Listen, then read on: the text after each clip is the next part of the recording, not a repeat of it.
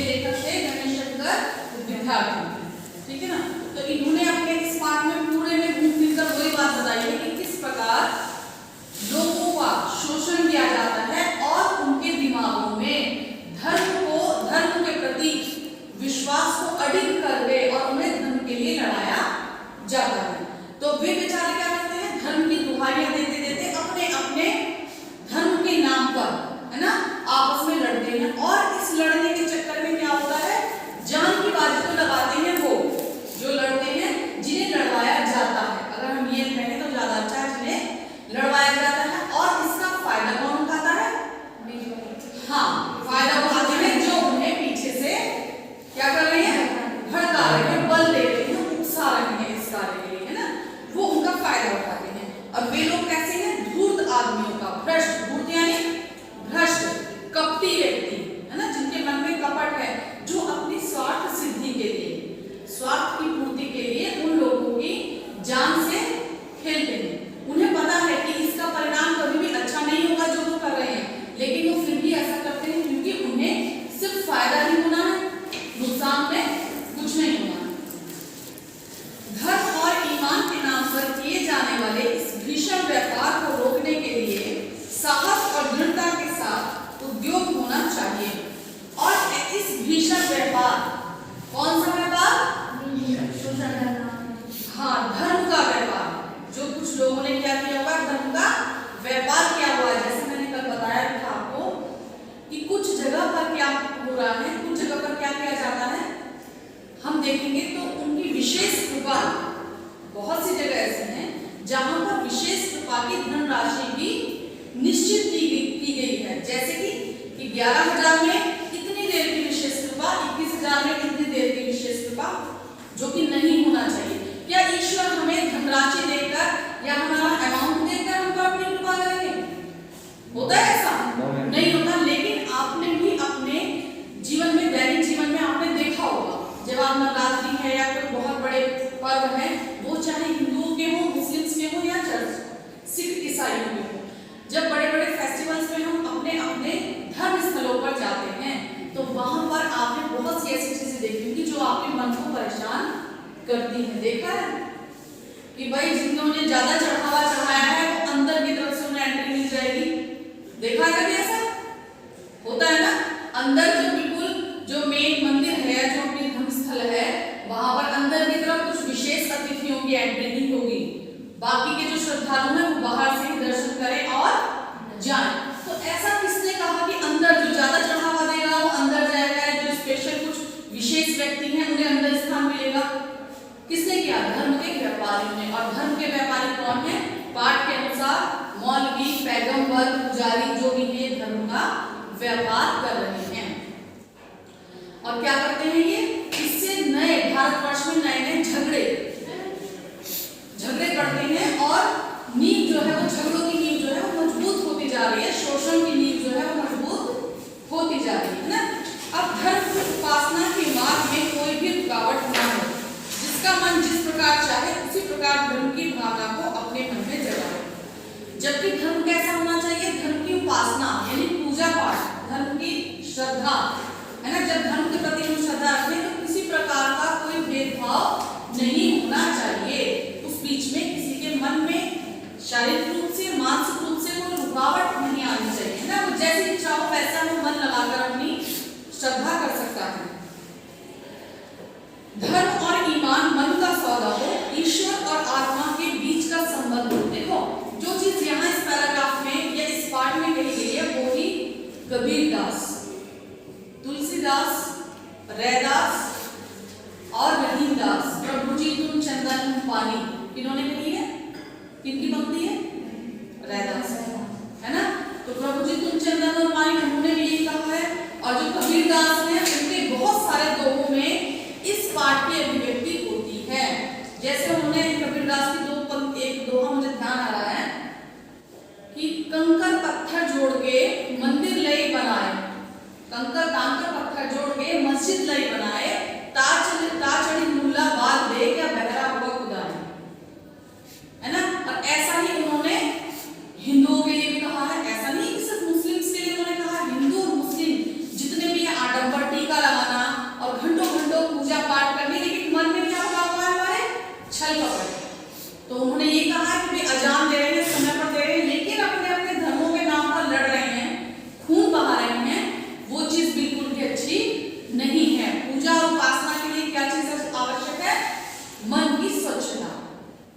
मन की स्वच्छता समझते हो?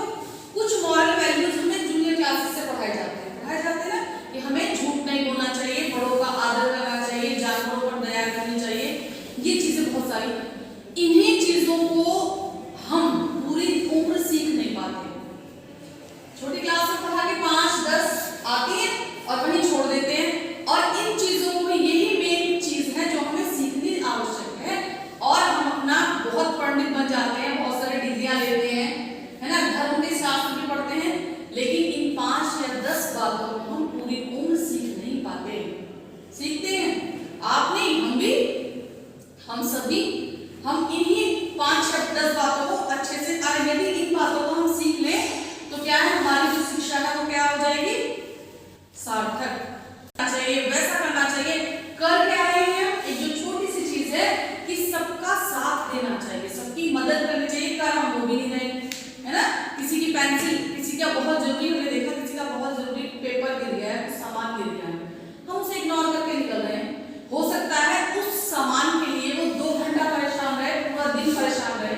तो अगर हम किसी की मदद कर सकते हैं तो वो हमें करनी चाहिए, ना कि धर्म के प्रति लड़ना चाहिए। तो कबीरदास जो है उन्होंने बहुत सारे दोहों में एक दोहा उनका और है, दिन को रोजा रखत है, रात हनत है गाय, है ना, या खुदा ये बंदगी कैसी, आगे 2 लाइन मुझे मिसिंग है, दिमाग में नहीं आ रही। तो दिन में तो रोजा रख रहे हैं और रात में क्या कर रहे हैं, गाय को काट कर फेंक रहे हैं, जो भी कर रहे हैं, तो वो क्या है, गलत है ना। हमें क्या शुद्ध करना चाहिए, अपने आचरण की शुद्धता पर ध्यान देना चाहिए। और आचरण की शुद्धता तब होगी जब हम अपने विचारों को शुद्ध करेंगे। ठीक है, जो कबीरदास जी ने कहा है वो ही आपके इस पाठ में बहुत सारी चीजें जो है वो चरितार्थ करेंगे। अब आप आगे बढ़ेंगे, किसी दूसरे वह किसी दशा में भी किसी दूसरे व्यक्ति आत्मा को शुद्ध करने और ऊंचे उठाने का साधन हो। हमें क्या करना चाहिए, ईश्वर से। अब ये बताओ, ईश्वर से आत्मा का संपर्क कैसे करेंगे? क्या कोई रास्ता है या कोई जगह है ऐसी जहां हम ईश्वर के पास जाएंगे? नहीं। कौन से, कैसे मिलेंगे ईश्वर से, कैसे मिल सकते हैं? आत्मा को शुद्ध करके। आत्मा को शुद्ध करके। अब आत्मा को शुद्ध कैसे करेंगे? हाँ, मन में अपने जो छल है, दूसरों के लिए ईर्ष्या, सबसे जो बुरी चीज है वो है ईर्ष्या। जब हमारे मन में ईर्ष्या आनी शुरू होती है तो हम क्या करते हैं, उसका कुछ ना कुछ सॉल्यूशन ढूंढते हैं कि इसे कम कैसे करें, दूसरे को नीचे कैसे गिराएं। हमें अच्छा लगेगा जब दूसरा हमसे, जिससे हम ईर्ष्या कर रहे हैं उसे हम जब नीचे गिराएंगे, और वहीं से हमारा जो है आचरण खराब होना शुरू, हमारा व्यवहार में जो दूषितपन, जो दोष आने शुरू होते हैं वहां से शुरू हो जाते हैं। ईश्वर से हम दूर हो जाते हैं। ईश्वर को हम नहीं पा सकते जब तक हम अपने आचरण को शुद्ध नहीं करेंगे, मन को शुद्ध नहीं करेंगे, है ना। दूसरा क्या कह रहा है, क्या कर रहा है, हमें एक बात नहीं ध्यान में रखनी। हमें क्या है, हमें जो सही लग रहा है, जो अच्छा है, सही है, साफ विचारों को भी अपने विचारों में जगह दें, अपने मन में स्थान बना कर रखें उनका, तभी ईश्वर को प्राप्त करें। आत्मा को शुद्ध करने, ऊंचे उठाने का साधन भी यही है। भाई आत्मा को हम कैसे ऊंचे उठा सकते हैं, यही करके, है ना। बहुत बड़े बड़े काम नहीं करेंगे, हमें लाखों रुपए हमारे पास है नहीं, दान कहाँ करेंगे? भाई हमारे पास लाखों रुपए है नहीं तो हम दान कैसे करेंगे? या पॉसिबल नहीं है हर व्यक्ति का कि वो लाखों रुपए दान कर सके, नहीं कर सकता ना, उसकी अपनी आवश्यकताएं भी हैं। लेकिन जहां संभव हो, जरूरी नहीं पैसे की मदद करके वो दिखावा, वो हो जाती है, बहुत सारी चीजें क्या होती है, दिखावे में हो जाती है। जैसे 8th में अभी एक कहानी, अभी चैप्टर चल रहा था, उसमें क्या है कि एक व्यक्ति है और उसने गांव का व्यक्ति, वो बहुत सारे काम जानता है, मजदूर, ठीक है, मतलब वो हर एक काम कर लेता है, छप्पर जोड़ने, इस तरह के छोटे छोटे काम मजदूरी करता है, अच्छे पैसे से मिलते हैं क्योंकि वो होशियार होता है अपने काम में। अब क्या होता है, उसकी जब युवावस्था थी तो उसका सबने मतलब से काम निकलवाया उससे कि अरे चल भाई चल, जरा हमारा छप्पर जोड़ दो, जरा हमारे घर की ये मरम्मत कर दो, ये कर दो, वो कर दो। युवावस्था तो उसने बहुत अच्छे से अपने बच्चों का लालन पोषण किया। बाद में क्या हुआ, उसके बेटे अपने घर से लग गए, बेटियों की शादी हो गई, और बाद में क्योंकि उसका जो शरीर था वो किसी के काम का नहीं रह गया था, तो उस गांव में अक्कल नाम था, जो कहानी में उसका नाम है अक्कल, उस गांव में, पढ़िए ना आपने कहानी, उस गांव में उसके लिए ना तो उसे छत मिली रहने की और ना ही उसे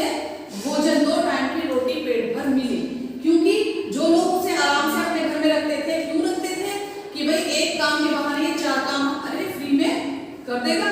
और अब क्या हो गया, उसका शरीर जो वृद्ध हो गया, बूढ़ा हो गया, तो उसका पता था कि काम ज्यादा हमारा नहीं कर सकता, तो बाद में उसे उस गांव को छोड़कर जाना पड़ा, क्योंकि उसे 2 जून की रोटी नहीं मिल रही थी। उसी गांव के जो अच्छे धनी व्यक्ति थे, उन्होंने गांव की गौशाला के लिए 2 बैलगाड़ी भरकर भूसा और बहुत सारे पैसे, बहुत सारा सामान गौशालाओं के लिए दिया, क्योंकि गौशाला का चर्चा शहर में लिस्ट में, जो गौशाला की जो चर्चित लिस्ट आई होगी, सूची आई होगी, उसमें उस गांव का नाम भी आया, उन धनाढ्य व्यक्तियों का नाम भी उसमें चर्चित किया गया।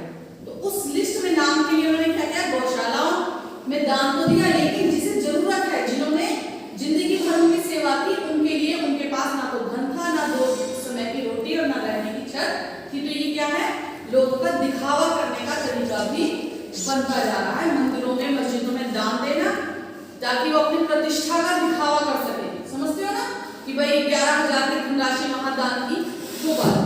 अब आएंगे देश की स्वाधीनता के लिए जो उद्योग किया जा रहा था, उसका वह दिन निसंदेह अत्यंत बुरा था। जिस दिन स्वाधीनता के क्षेत्र में खिलाफत, मुल्ला, मौलवियों और धर्माचार्यों को स्थान दिया जाना आवश्यक समझा गया, और जो देश के स्वाधीनता आंदोलन किए गए, उसमें भी वो दिन सबसे बुरा आया। उसमें जिस दिन पैगंबर, खिलाफत, स्वाधीनता के क्षेत्र में खिलाफत, स्वाधीनता के क्षेत्र में किन लोगों को शामिल किया, खिलाफत यानी बादशाह या पैगंबर का प्रतिनिधि, ठीक है, मुल्ला, मौलवी और धर्माचार्य और धर्म के आचार्य, पंडित, शास्त्री, आचार्य जो भी होंगे, उनको स्थान जब दिया गया, तो उस दिन से क्या हो गए, खिलाफत में बंटवारे शुरू हो गए, आंदोलन में क्या हो गई, फूट पड़नी शुरू हो गई। क्या पढ़नी शुरू हो गई, क्योंकि वही उनका कार्य क्या था, लोगों को बांटना धर्म के नाम पर। अब वो स्वाधीनता के आंदोलन में उन्होंने प्रवेश किया, तो उन्होंने वहां जाकर भी वो भी किया जो वो समाज में करते आ गए, ठीक है। इस प्रकार से उस दिन हमने स्वाधीनता के क्षेत्र में एक कदम पीछे हटकर रखा, और उनके ऐसा करने से उनका प्रवेश जिस दिन हुआ, वो दिन सबसे बुरा था स्वाधीनता आंदोलन के अनुसार। और उस दिन क्या हुआ, वो एक कदम स्वाधीनता आंदोलन जो आगे बढ़ रहा था है ना, वो एक कदम पीछे हटना शुरू हो गया, क्योंकि बंटवारे हुए। जब एकता में कहते हैं ना, एकता में बल, और वहां पे क्या फूट डालनी शुरू कर दी उन्होंने, तो वो अपने उनके जो क्रांति का जो मिशन था, उसमें वो पीछे जाते चले जा रहे थे। उसी पाप का फल आज हमें भोगना पड़ रहा है। देश को स्वाधीनता के संग्राम में मौलाना अब्दुल बारी और शंकराचार्य को देश के सामने दूसरे रूप में पेश किया, उन्हें अधिक शक्तिशाली बना दिया। हमारे इस काम का फल यह हुआ कि इस समय हमारे हाथों ही से बढ़ाई इनकी और इनके से लोगों की शक्तियां हमारे जड़ उखाड़ने और देश में मजहबी पागलपन, प्रपंच और उत्पाद का राज्य स्थापित कर रही है। अब देखो ये क्या हुआ, जब यहाँ पे एक तो मौलवी हो गए, पैगंबर हो गए, और एक क्या हो गए, आचार्य। उन लोगों को उसमें जब एंट्री मिल गई, प्रवेश मिल गया, उसी का फल है जो आज भी सांप्रदायिक दंगे भड़कते हैं, और 2 गुटों में, मुख्यतः 2 गुटों में लोग बटे हुए। मुख्य कौन से 2 गुट हैं, हिंदू और मुस्लिम, है ना। और समय समय पर उनके दुष्परिणाम हम देखते हैं, कर्फ्यू लगते हैं। हमारे एरियाज में भी आपने देखी होगी, छोटी सी कोई घटना भी हुई तो क्या होती है, कब बड़ा विकराल रूप धारण कर ले पता नहीं चलता। पता चलता है, नहीं चलता ना। आपने हमने भी देखे हैं इसके। और सन 90 का जो झगड़ा हुआ था, वो तो उसका ज्वलंत उदाहरण है। आप लोग को नहीं ध्यान होगा, सन 90 में बहुत बड़ा झगड़ा हुआ था, और उसकी जो नींव थी वो यही थी, ठीक है। हुआ था बहुत बड़े स्तर पर, हिंदू मुस्लिम हुई थी, एक दूसरे के घर जला दिए थे, एक दूसरे लोगों को मार दिया था, मारकाट मची थी बहुत बुरी तरह, और ये बिल्कुल सच में हुआ था और बिजनौर में हुआ, ठीक है।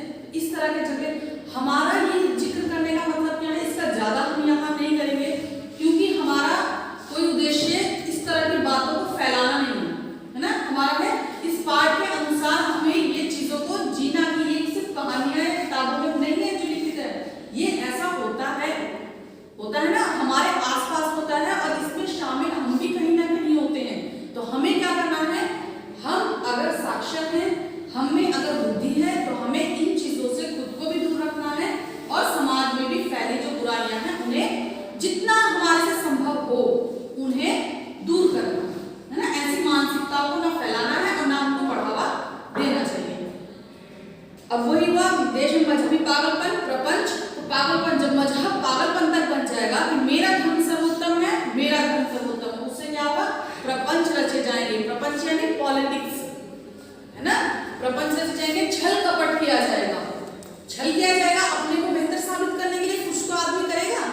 सही रूप से नहीं कर सकता तो वो गलत का भी सहारा लेगा कहीं ना कहीं से, तो प्रपंच रचे जाएंगे और क्या होगा, नुकसान किसका होता है, देश का, है ना, समाज का और देश का नुकसान होता है। महात्मा गांधी धर्म को सर्वोच्च स्थान देते हैं। महात्मा गांधी ने भी धर्म को सबसे ऊंचा स्थान दिया। वे एक पग भी धर्म के बिना चलने के लिए तैयार नहीं, परंतु उनकी बात ले उड़ने के पहले प्रत्येक आदमी का कर्तव्य यह है कि वह भली भांति अच्छे से समझ ले कि महात्मा गांधी जी का धर्म का स्वरूप क्या था।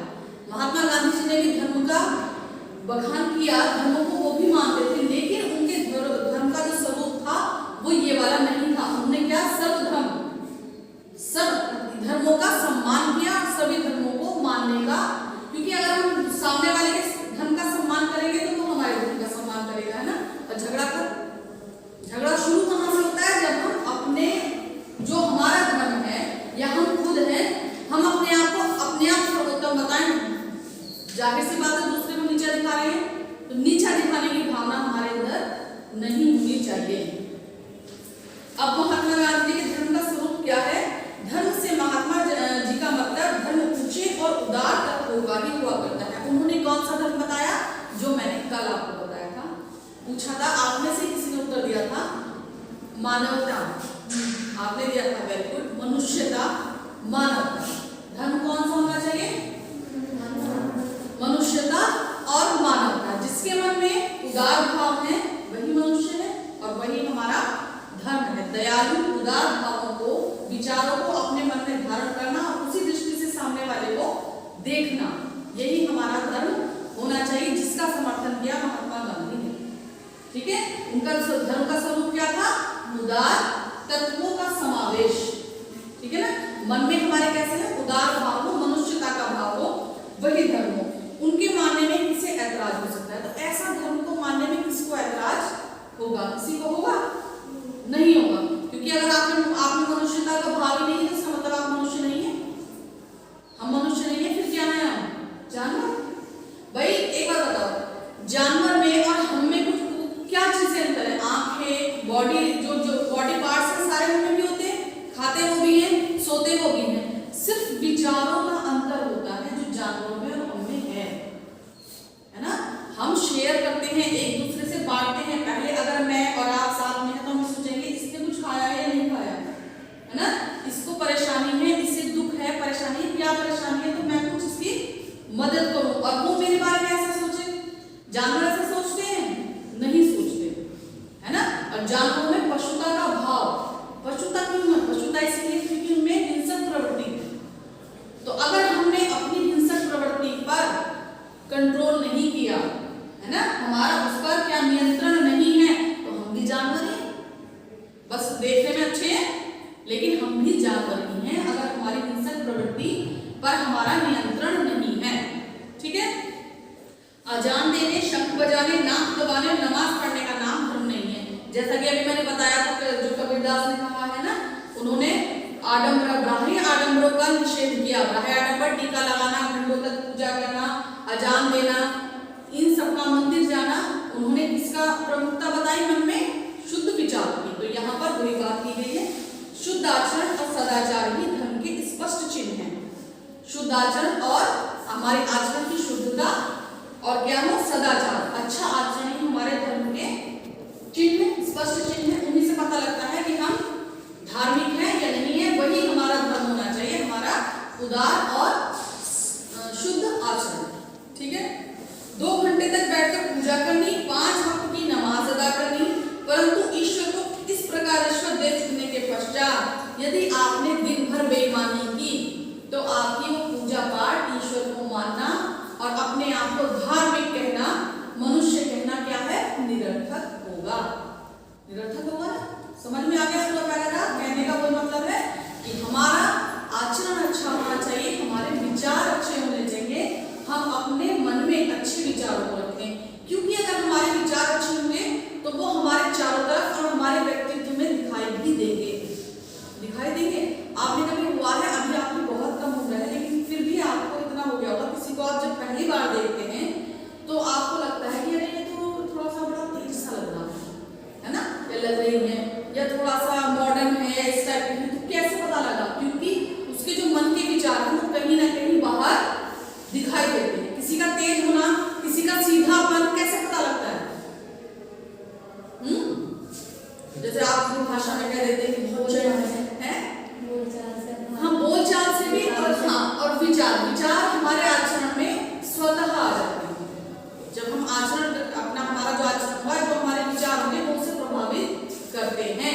वैसा ही आचरण करेंगे जैसा हमने अपने विचारों को अपने स्थान दिया हुआ है अपने मन में। ठीक है, अब आएंगे ऐसे धार्मिक और दीनदार आदमियों से तो वे लामजहब और नास्तिक आदमी कहीं अधिक अच्छे और ऊंचे हैं जिनका आचरण अच्छा है ना।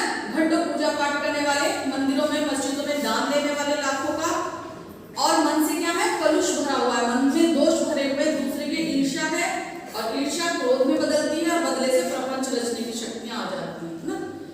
कितने सीरियल्स भी ऐसे होते हैं जिसमें देखते हैं प्रपंच पे प्रपंच, पॉलिटिक्स है ना, तो वो चीजें ईर्ष्या जन्म देती है। जब जलन होती है तभी ये सारी चीजें जो है जन्म लेना शुरू कर देती है। लेकिन ऐसे लोग जिनका मन शुद्ध है वो ऐसे लोगों से जो दिखावा करते हैं लाख गुना अच्छे हैं, वो नास्तिक भी अच्छे हैं। यह लेखक ने हमें बताया कि वो नास्तिक को घंटों पूजा ना करें तब भी उनका क्या है, ईश्वर के चरणों में स्थान होगा और वो समाज में अपना अच्छा स्थान बनाएंगे, मानव कहलाने के हकदार वो होंगे। ठीक है, जो दूसरों के सुख दुख का ख्याल रखते हैं, फिर वही बात आ रही है, और जो मूर्खों को इसे स्वार्थ सिद्धि के लिए उकसाना बहुत बुरा समझते हैं, यानी किसी को मूर्ख नहीं बनाते, किसी को उकसाकर अपनी स्वार्थ सिद्धि यानी अपना मतलब पूरा नहीं करते, अपने मतलब पूरा करने के लिए किसी दूसरे को निशाना नहीं बनाते। एक मुहावरा सुना होगा आपने, दूसरे के कंधे पर बंदूक रखकर चलाना, सुना है? निशाना तो हमें मारना है, गोली तो मारनी हमें है, लेकिन हम तो सीधे भी बनना है, हमें अपने दिखाना भी है लोगों को कि हम बहुत अच्छे हैं। तो हम क्या करते हैं, दूसरे के कंधे पर बंदूक रखकर चलाते हैं कि गोली लगेगी, पकड़ा जाएगा तो कौन, कि बंदूक किसके कंधे पर देगी, पकड़ा दूसरा जाएगा, है ना। तो दूसरे से अपनी स्वार्थ सिद्धि, अपनी स्वार्थ पूर्ति के लिए किसी दूसरे को निशाना, दूसरे को माध्यम बनाकर दूसरे पर निशाना लगाना। अब है ईश्वर इन नास्तिकों, नास्तिक तो समझते हो जो ईश्वर को नहीं मानते, है ना, और लामजहब लोगों को अधिक प्यार करेगा और वह अपने पवित्र नाम पर अपवित्र करने वालों को यही कहना पसंद करेगा कि मुझे मानो या ना मानो, तुम्हारे मानने ही से मेरा ईश्वरत्व कायम नहीं रहेगा। फिर से वही बात रिपीट करी है लेखक ने कि जो इस तरह के, जो अपने मन में सदाचार को रखते हैं, सदाचार का पालन करते हैं, ऐसे लोग जिन्हें हम नास्तिक कहें या लामजहब, जिसका कोई धर्म या मजहब ना हो, वो लोग ईश्वर के चरणों में स्थान पाते हैं, उनकी आत्मा शुद्ध है, वो मनुष्य हैं, उनकी बजाय जो इसका आडंबर या दिखावा करते हैं। ईश्वर स्वयं कहता है कि मुझे मानो या मत मानो, लेकिन मेरे सामने, ईश्वर के सामने कोई भी दिखावा कामयाब नहीं हो सकता। दया करके मनुष्यत्व को मानो, पशु बनना छोड़ो और आदमी बनो। अगर हमारी हिंसक प्रवृत्तियां और ईर्ष्या, क्रोध ऐसे गुण हमारे अंदर रहेंगे तो हम कभी भी व्यक्ति या इंसान कहलाने लायक नहीं रह पाएंगे, हमारी पशु प्रवृत्तियां बनी रहेंगी। तो मनुष्य बनने के लिए क्या करना है, हमें पशु प्रवृत्ति को रोकना है, और पशु प्रवृत्ति क्या है, हिंसक प्रवृत्ति, लड़ाई झगड़े की भावना। ठीक है, ये था हमारा